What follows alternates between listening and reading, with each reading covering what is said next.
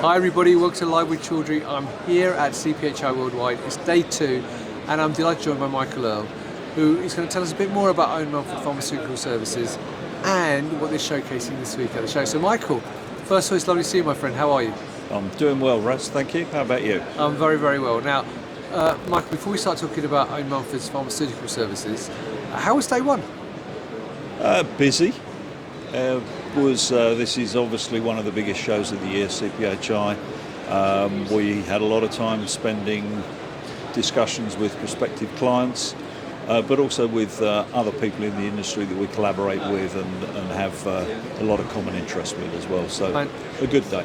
Fantastic, and that leads quite nicely to my next question, which is, for people who are not familiar with Owen Mumford Pharmaceutical Services, what do you actually do? Okay, so we design, develop and manufacture medical devices. We have 2 parts to our business, one of which is the, if you like, the more sort of commodity, consumable medical devices that are sold directly to healthcare systems and direct to consumers for things like taking capillary blood samples. But then the pharmaceutical services part of the business, which I'm responsible for, is essentially drug delivery devices that we sell to pharmaceutical and biotech companies for use in combination products. Brilliant. Now, this week at CPHI, what are you particularly focusing on and talking to visitors about? Okay, so really we've had 3 main topics of conversation. We've obviously into the earlier stages of industrialisation of our Aidaptus single-use disposable auto-injector, which we promote and manufacture in collaboration with the Denis Marteau group, although it is an Owen Mumford product originally. This is a product that's been on the market now for 12-18 months and is really gaining a lot of traction with customers because of the flexibility that it offers, something that you can introduce much earlier into development programs, and the partnership with Denis Marteau enables people to be really confident about the supply chain and capacity moving forward. So that's been a large topic of conversation. The second thing is our UniSafe safety syringes, springless safety system on the market in Europe with a number of different drugs.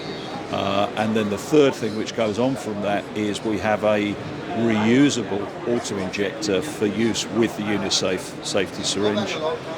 The fact that it's reusable means that it's obviously more sustainable. It's potentially therefore usable with lower value drugs as well as just the high cost biologics. That's something which we are having serious discussions with now, although it's probably a year away from being available commercially. That's fantastic, Michael. Now, I know you travel to a lot of events and you speak at events and you listen to a lot of talk. So, from your perspective, what are some of the hot topics or trends that you've seen in your travels and here at CPHI over the last few months?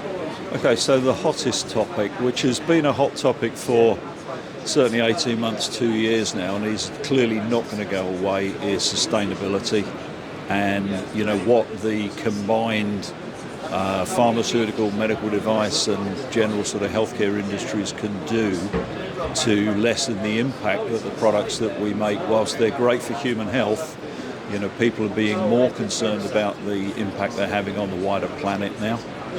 I was at POD last week in Boston, and that was a major topic of conversation, both in terms of formal presentations from the stage, but also in discussions amongst the various companies that were there. And I think one of the themes which is clearly coming out is that there are restrictions placed on what we can do at the moment by the current regulatory and legal frameworks. So, you know, just think simple things like the disposal limits on something that's been used to administer a drug to humans.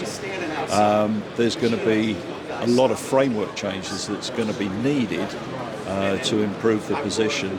And I think one of the things which is increasingly becoming clear is that no one company or small group of companies is going to be able to affect the changes that we need if we're really going to make a difference. And wider collaboration, you know, more cooperation between the different players and the regulators and lawmakers is going to be necessary to really make a difference to that. All right, well, Michael, thank you for sharing those thoughts, because that's really interesting. Now, obviously, viewers, if you're here at CPHI Worldwide, come and talk to Michael and the team. They look forward to seeing you. They're in Hall 2, nearly got the wrong hall there, stand D45, I just about remember that. But if you can't do that, you can follow them on LinkedIn, and you can also go to their website and learn more. The details for that will be above the video as well. So Michael, it's a pleasure to see you, my friend. I hope you enjoy the rest of your time in Barcelona.